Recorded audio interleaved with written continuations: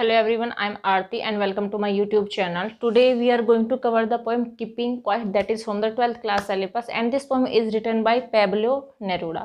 तो देखिए, ये जो पोएम है, नाम है इसका keeping quiet, and keeping quiet का मीनिंग हम सभी जानते ही है कि शांत हो जाना है ना, एकदम से क्वाइट हो जाना।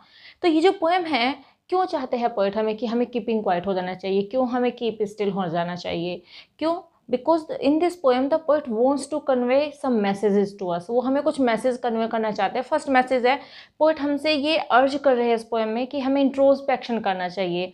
Now the question is what is introspection? Introspection means self analysis करना, अपने अंदर झांकना कि क्या हम सही है, और अगर हम सही है तो इट्स ओके, अगर हम सही नहीं है तो फिर हम सही क्यों नहीं, क्या कर रहे हैं हम लोग, कहाँ जा रहे हैं, क्या एम है हमारी लाइफ का, यही सब कुछ होता है। क्या करना? इंट्रोस्पेक्शन करना।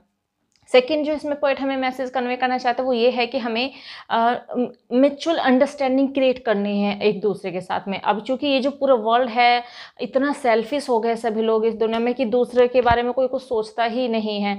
तो पोएट हमसे यही कह रहे हैं कि आप कीप स्टिल हो जाइए, थोड़ा सा सोचिए और आप देखिए कि आप कितना गलत कर रहे हो और क्या करना चाहिए। हमें हर दूसरे के साथ में हेल्पफुल होना चाहिए, ठीक है। एंड थर्ड जो इसमें पोएट हमें मैसेज कन्वे करना चाहते हैं वो ये है कि हमें किस चीज़ को एस्टेब्लिश करना है, पीस को एस्टेब्लिश करना है इस वर्ल्ड में, ठीक है।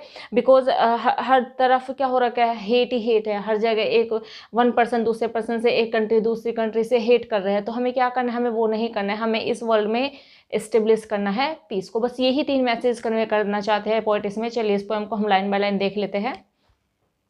The poet is saying now we will count to 12। Poet कह रहे हैं कि अब हम 12 तक काउंट करेंगे and we will all keep still, और हम क्या हो जाएंगे, स्टिल हो जाएंगे। स्टिल मीन्स होता है क्वाइट हो जाना, शांत हो जाना, राइट। तो पोएट कह रहे हैं कि अब हम 12 तक काउंट करेंगे एंड हम क्या हो जाएंगे, सभी स्टिल हो जाएंगे, शांत हो जाएंगे। फॉर वंस, पहली बार, on the face of the earth, इस पृथ्वी पर। फेस का मतलब है, फेस ऑफ द अर्थ का मतलब है the upper layer of the अर्थ, है ना, जो जिस लेयर पे हम रह रहे हैं, दैट इज कॉल्ड, ठीक है, that is called the surface, है ना, सरफेस पे हम रह रहे हैं अर्थ की। तो पोएट ने कहा कि चलिए पहली बार इस अर्थ के सरफेस पर, क्योंकि आज तक ऐसा तो हुआ ही नहीं है कि एकदम ऐसा हो गया कि पूरा वर्ल्ड एकदम से शांत हो गया, ऐसा तो नहीं हुआ है ना। तो बस पोएट यही अर्ज करे कि चलिए इस अर्थ पर इस पहली बार क्या करें, let's not speak any language, कोई भी लैंग्वेज हम ना बोले। अब कोई भी लैंग्वेज का क्या मतलब, तमिल, हिंदी, इंग्लिश, कन्नड़, ये सारे की सारे? No, this is not the meaning of the poet. Actually there are 3 kind of languages, right. Oral language जो हम अपने कम्युनिकेशन में यूज़ करते हैं। सेकेंड राइटिंग होती है, रिटन लैंग्वेज होती है जिसमें हम कम्युनिकेट करते हैं, अपने जो थॉट्स होते हैं वो राइटिंग के थ्रू एक दूसरे तक पहुंचाते हैं। एंड थर्ड होता है हमारे जेस्चर्स, है ना, हमारे हाव भाव जिनके थ्रू हम बातें करते हैं। देखा है ना एग्जाम में कैसे बात करते हैं, कैसे बात करते हैं, पहले का क्या लिखा, दूसरे का क्या लिखा, है ना, ऐसे ही करते हैं ना, ऐसे मुंह से तो नहीं बोलते हैं ना। Yes, that is called the gestures. तो ठीक है, there are 3 kinds of the languages the poet is speaking about in this poem. तो पोएट कह रहे हैं कि लेट्स स्पीक नो लैंग्वेज, चलिए कोई लैंग्वेज हम ना बोले, है ना। फर्स्ट उन्होंने बोला कि चलिए let's speak in not any language, चलिए किसी भी लैंग्वेज में बात ना करें। Let's stop for 1 second. अब पोएट यहाँ पे कितने देर के लिए रुकने की बात करें, poet is saying let's stop for 1 second, 1 second के लिए चलिए शांत हो जाते हैं। And not move our arm so much, और चलिए अपने हाथों को ज़्यादा ना हिलाए। अब हाथों को ज़्यादा हिलाने का क्या मतलब, वैसे तो मैं शांत हो जाऊँ और हाथों को हिलाती रहूँ ऐसे ऐसे, व्हाट इज दिस, ठीक है। पोएट हमें ऐसे थोड़ा कह रहे हैं कि अपने हाथों को ना हिलाइए। तो अगर जब भी हम अपने हैंड्स को मूव करते तो क्या होता है, वर्क होता है ना। Yes, the poet is saying the same कि let's stop to work for some time, चलिए वर्क को क्या कर देते हैं, स्टॉप कर देते हैं, कोई काम ना करे। तो ये पहला स्टैंजा था, होप आपको समझ में आ गया होगा। तो पोएट कह रहे हैं कि चलिए पहली बार इस पे चुप हो जाते हैं, not speak any language and stop for 1 second only and not move आराम so much means stop the work, ठीक है, फर्स्ट स्टैंजा। सेकेंड देख लेते हैं। It would be an exotic moment, कैसा मोमेंट होगा वो, एक्सोटिक। एक्सोटिक होता है स्ट्रेंज। आज तक कभी ऐसा हुआ है कि ये जो पूरी अर्थ है एकदम से इस पे पूरी की पूरी सारी क्वाइट हो गई हो, पीस हो गया हो सारी अर्थ पे एक बार में, ऐसा तो नहीं होता है। इनफैक्ट अलग कंट्रीज में डे एंड नाइट होने का भी अलग अलग टाइम होता है। हर कोई, अगर हम यहाँ पे सोए हुए हैं, हम स्टिल है, तो वे वर्किंग पे होते हैं, वे वर्किंग पे तो हम स्टिल होते हैं। तो ऐसा तो नहीं हुआ ना कि वर्ल्ड में आज तक एक बार की में हर जगह सब बिल्कुल शांत हो गए, नहीं हुआ। बट पॉइंट यही कह रहे कि अगर ऐसा हो जाता है कि सभी लोग एक बार क्या हो जाते हैं, बिल्कुल स्टिल हो जाते हैं, तो क्या होगा वो moment, that would be an exotic moment. Question आता है कि which moment would be exotic, तो that moment when everybody keep quiet, हर कोई क्या होगा, बिल्कुल शांत होगा, तो that moment will be exotic. ठीक है, विदाउट रश, ये जो मोमेंट होगा इसमें कोई रश नहीं होगा, क्योंकि हर कोई क्या होगा, हर कोई स्टॉप होंगे, कोई कुछ काम नहीं करेगा, कोई इधर नहीं जाएगा, कोई उधर नहीं जाएगा, तो सब क्या होगा, कहीं भी रश नहीं होगा।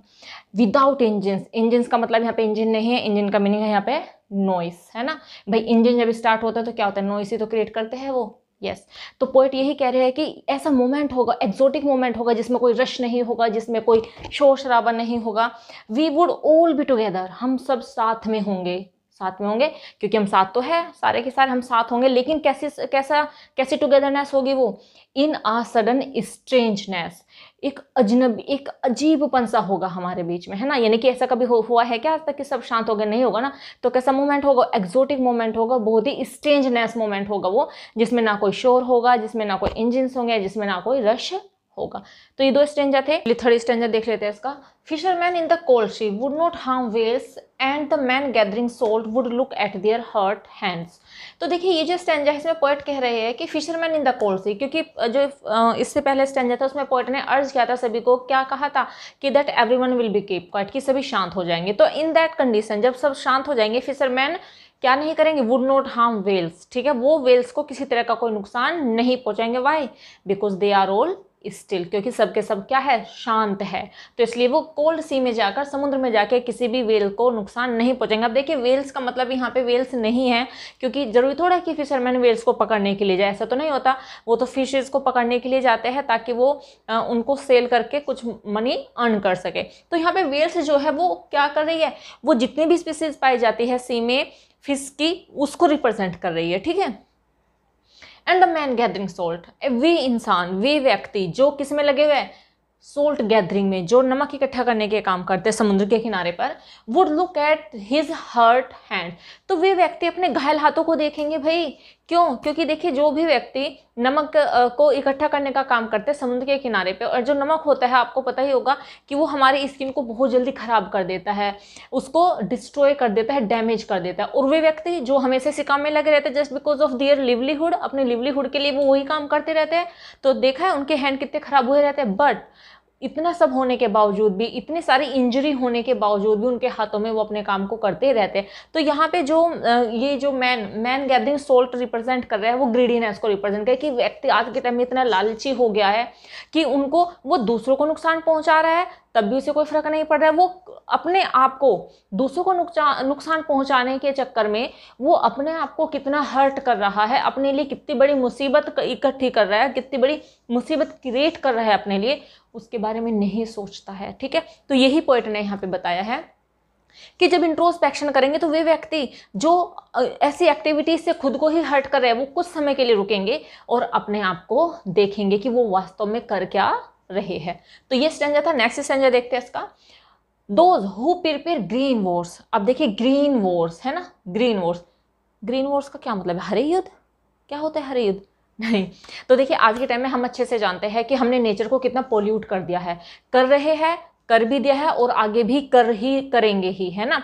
तो just because of polluting the nature where we are going, क्या होगा हमारे पास पीने के लिए पानी नहीं है, हमारे पास सांस लेने के लिए क्लीन एयर नहीं है, क्या होगा हमारा। तो अगर हम ऐसे ही नेचर को डिस्ट्रॉय करते चले जाएंगे तो एक दिन ऐसा होगा कि ये जो नेचर है ये हमें ही डिस्ट्रॉय कर देगी। तो इस तरीके से हमारा, क्योंकि हम नेचर के साथ छेड़छाड़ कर रहे हैं, हम उसको डिस्ट्रॉय कर रहे हैं, तो एक दिन क्या होगा, तो हमारे और नेचर के बीच में क्या चले, बैटल हो रहा है, एक युद्ध चला हुआ है। तो यस यही कह रहे हैं यहाँ पे ऑथर पोएट कि जो हाँ वे लोग जो नए नए युद्धों की तैयारी में लगे रहते हैं, नेचर के साथ छेड़खानी कर रहे हैं, एंड वे लोग जो कैसे कैसे युद्धों की तैयारी कर रहे हैं, वॉर्स विद गैस, गैस के थ्रू वॉर करना, है ना।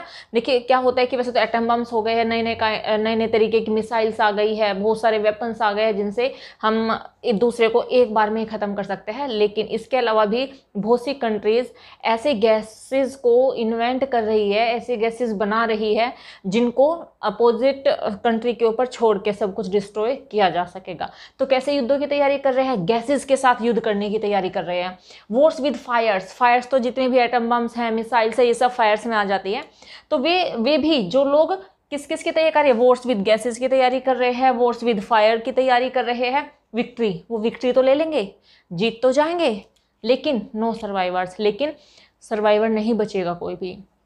देखिए ऐसा होता है कि सपोज कि दो कंट्री के बीच में युद्ध होता है, ठीक है, तो ऐसा तो ये तो श्योर है कि एक जीतेगा और एक हारेगा, है ना, विक्ट्री तो मिलनी ही मिलनी है। लेकिन आप ये सोचिए कि जिस कंट्री को विक्ट्री मिलती है, क्या उसका कोई नुकसान नहीं होता? हो सकता है कि उसका सब कुछ डिस्ट्रॉय हो गया, उसको उसकी इकोनॉमिक कंडीशन बिल्कुल वीक हो जाती है, उसकी सोशल कंडीशन बहुत ही वीक हो जाती है, पॉलिटिकल इश्यूज बहुत सारे पैदा हो जाते हैं, तो वो विक्ट्री तो हासिल कर लेते हैं लेकिन सर्वाइव नहीं कर पाते, सर्वाइवर नहीं बचते उनके पास में। तो पॉइंट ये कह रहे हैं कि भाई ये जो युद्ध है इनको जस्ट स्टॉप कर दीजिए और आप क्या कर दीजिए, इस्टेब्लिश कीजिए इस धरती पर पीस को इस्टेब्लिश कीजिए। तो उन लोगों से अर्ज कर रहा है जो नए नए युद्धों की तैयारी में लगे रहते हैं। तो ऐसे लोग जो नए नए युद्धों की तैयारी में लगे रहते हैं, would put on clean clothes, would put on clean clothes का मतलब है कि वे शांति को धारण करेंगे, कुछ समय के लिए शांत हो जाएंगे, वो युद्ध नहीं करेंगे, युद्ध की तैयारियां नहीं करेंगे।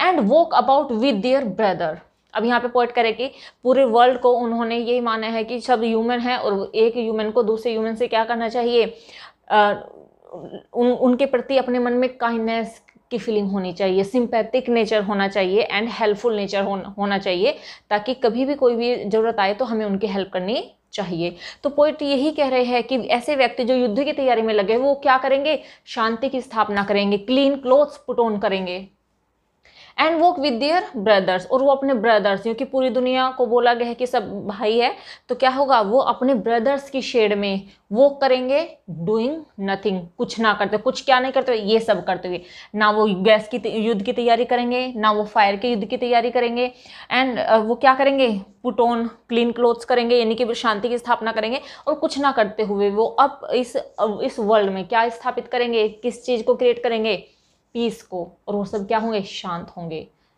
चलिए इसका नेक्स्ट स्टेंजा देख लेते हैं।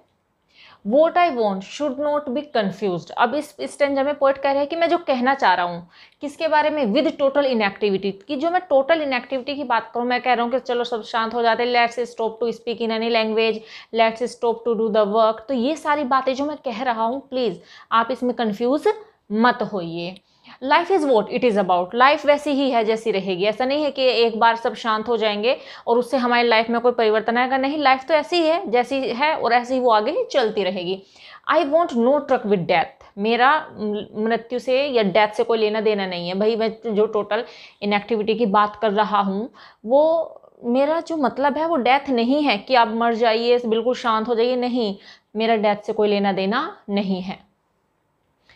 If we were not so single minded, अब यहाँ पे देखिए मोस्ट इंपॉर्टेंट लाइन है इस पोएम की, if we were not so single minded about keeping our lives moving, poet कह रहे कि अगर हम सिंगल माइंडेड नहीं होंगे, किस बारे में, about keeping our lives moving, कि हमें अपनी लाइफ को कैसे मूव करना है, हमें अपनी लाइफ को कैसे आगे बढ़ाना, अगर इस बारे में हम सिंगल माइंडेड नहीं होंगे तो क्या होंगे, we will always remain confuse, हम हमेशा कंफ्यूज रहेंगे। तो देखिए आप सभी 12th क्लास में हैं, ठीक है, और 12th क्लास के जब आप कर लोगे, पास आउट हो जाओगे 12th क्लास, तो आपके सामने बहुत सारे ऑप्शन होंगे, कुछ बच्चे ग्रेजुएशन की तरफ जाएंगे, है ना, कुछ बच्चे क्या होंगे कि किसी प्रोफेशनल कोर्स में एडमिशन लेंगे, तो लेकिन क्या होगा, हमारे पास बहुत सारी ओपिनियन होंगी, हमें गाइड करने वाले बहुत सारे मिलेंगे, वो कोई कहेगा कि आप ये वाला कोर्स कर लीजिए, कोई कहेगा कि आप ये वाला कर दीजिए, तो क्या होगा कि आप इतने कंफ्यूज होंगे कि आप करें तो करें क्या। कभी कभी तो होता ये है कि एक बच्चा एक स्ट्रीम में चला जाता है, थोड़ा आगे जाता है,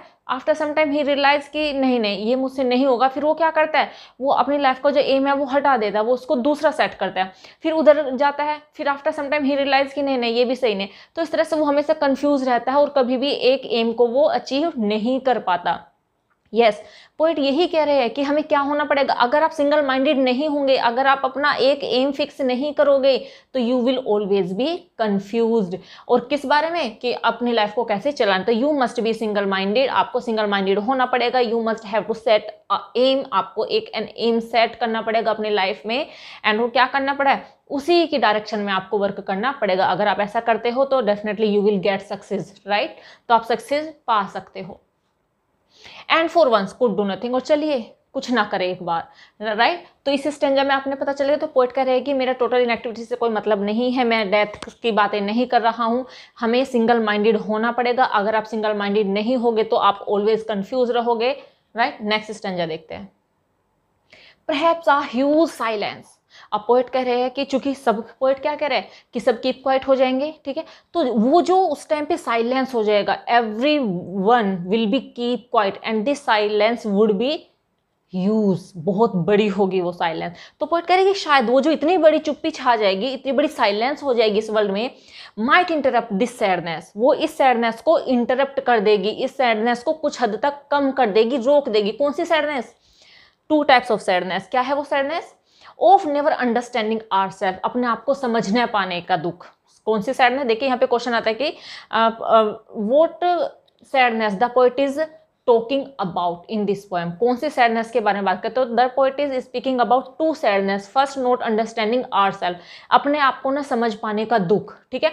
अब हमें क्या करना चाहिए, कहाँ जाना चाहिए, जो हम कर रहे हैं वो सही है, और अगर सही नहीं कर रहे तो क्यों नहीं कर रहे, क्या एम है हमारी लाइफ का, हम वो ही सेट नहीं कर पा रहे, तो इसकी वजह से क्या है, हम सैड हो गए हैं।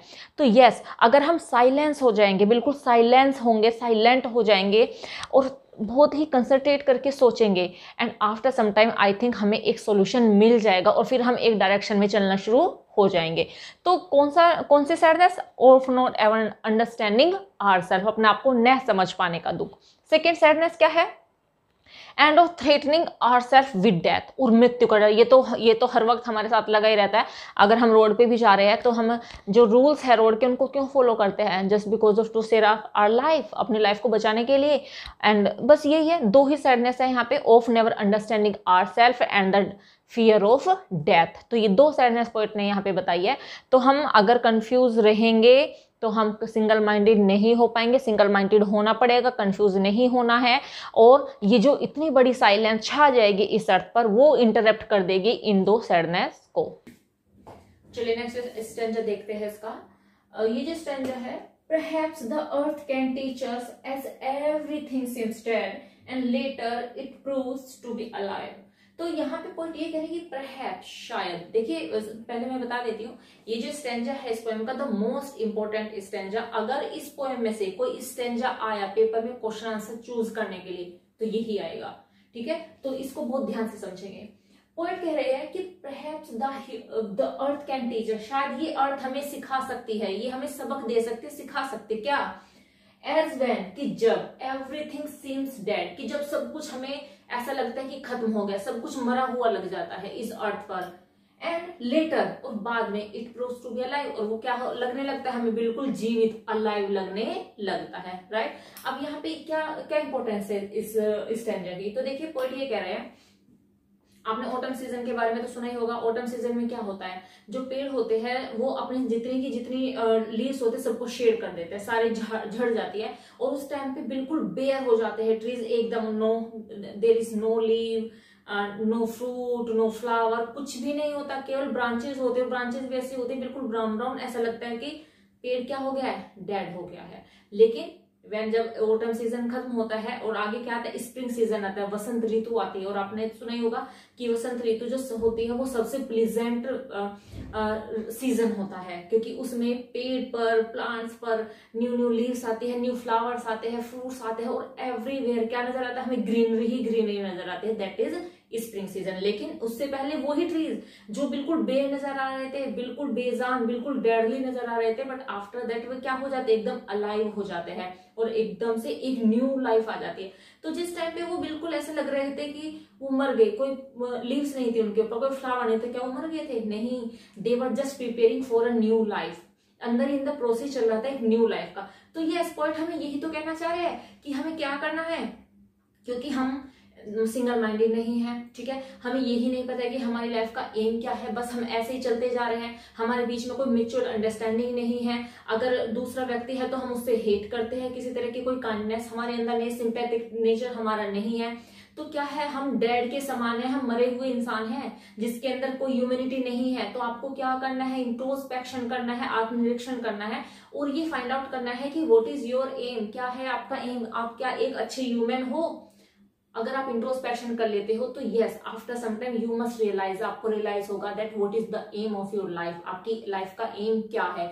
तो उस टाइम पे जो कि आप अंदर से मर चुके हो, आपके पास कोई आइडिया नहीं है, आप बिल्कुल हेल्पलेस हो चुके हो, आप बहुत सैड हो चुके हो, तो जब आप इंट्रोस्पेक्शन करेंगे तो yes, there should be a new life for you, आपके लिए एक न्यू लाइफ होगी and you must have some idea about moving your life. तो आपके पास अपनी लाइफ को मूव करने का क्या होगा, एक आइडिया होगा, आपके पास थॉट होगी। बस यही तो पॉइंट कहना चाह रहे हैं कि जैसे अर्थ बिल्कुल एकदम डेड नजर आती है, प्लांट्स डेड नजर आते हैं ऑटम सीजन में, और इन स्प्रिंग सीजन में वो क्या हो जाते हैं, अलाइव हो जाते हैं। तो इस तरीके से हमें इंट्रोस्पेक्शन करके अपनी लाइफ को क्या करना है, अलाइव करना है। Now I will count up to 12 and now poet is again saying that कि मैं अब कहां तक काउंट करेगा, 12 तक काउंट करेंगे poet, and you keep quiet, आप बिल्कुल शांत हो जाइएगा, and I will go, और मैं यहाँ से चला जाऊंगा। तो ये एक पोएम थी, काफी लेंथी पोएम है वैसे तो आई थिंक आपको मेन जो थीम है इस पोएम का, मेन जो आइडिया है वो आपको पता चल ही गया होगा। तो क्या है इसका theme, the poet wants us to do introspection to create mutual understanding, ठीक है, बस यही इसका एम है पोएम का, एंड इसको बड़े ही सुंदर तरीके से पोएट ने हमें बताया है। होप आपको पोएम समझ में आ गई होगी, आप इसे तैयार कर लीजिएगा। अगर ये बोर्ड एग्जाम में आती है, सेंट्रल आइडिया आता है, तो देखिए सेंट्रल आइडिया की अगर मैं बात करती हूँ तो देखिए मैंने बहुत सारे स्टूडेंट्स को देखा है कि वो रटते हैं सेंट्रल आइडिया को, जबकि ऐसा कुछ भी नहीं होता है। सेंट्रल आइडिया कोई रटने की चीजें नहीं होती कि आप उसको बिल्कुल अच्छे से लर्न करके एग्जाम में जाओगे, नहीं। अगर आपको पोएम बहुत अच्छी तरीके से आती है, आपने पोएम को अच्छे से पढ़ा है, उसका क्या थीम है, क्या पोएट ने बताया, अगर आप यही सारी चीजें बना बना के भी लिख देते हो ना, रटना नहीं है, क्योंकि कितनी चीजें रट लोगे at the time of exam, वो सारी की सारी चीजें माइंड से स्टक ऑफ हो जाती है, निकल जाती है। एक थोड़ा सा भी भूलोगे ना तो सारा का सारा ब्लैंक हो जाता है माइंड की, क्या था आगे, क्या लिखे आगे। नहीं, आपको ऐसा नहीं करना है, आपको जस्ट पोएम को बहुत अच्छे तरीके से तैयार कर लीजिए, और अगर इसका सेंट्रल आइडिया आता है तो आप जस्ट जो जो आपने इस पोएम में पढ़ा है वो आप उसको लिख दीजिए, यही सेंट्रल आइडिया होता है, ठीक है। तो होप आपको ये पोएम समझ में आ गई होगी। मिलते हैं नेक्स्ट वीडियो में, till then bye bye, take care and stay learning.